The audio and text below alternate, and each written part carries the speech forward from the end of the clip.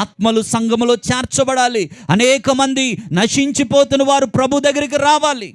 దాని కొరకు సిలువ సువార్తను ప్రకటించడానికి, సిలువ జెండాను ఎగరవేయడానికి పౌలు అంటున్నాడు, నేను బహుగా ప్రయాసపడ్డాను, చెరసాలలోనికి వెళ్ళాను, 1 - 40 దెబ్బలు 5 పర్యాయాలు నేను తిన్నాను, ఎన్నోసార్లు ప్రాణాపాయ స్థితిలోనికి నేను వెళ్ళాను. అయినా సరే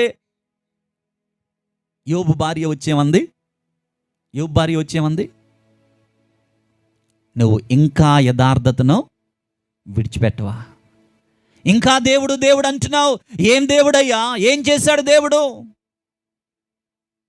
ఈరోజు దేవుని బిడ్డలారా, మన జీవితాల్లో జ్ఞాపకం చేసుకుంటే ఒకవేళ యోబు భార్య లాగా మన జీవితాల్లో మనం ఉంటామన్నాయి. మేము పౌలైతే అలా ఉన్నట్లా ఏమంటున్నాడు తెలుసా?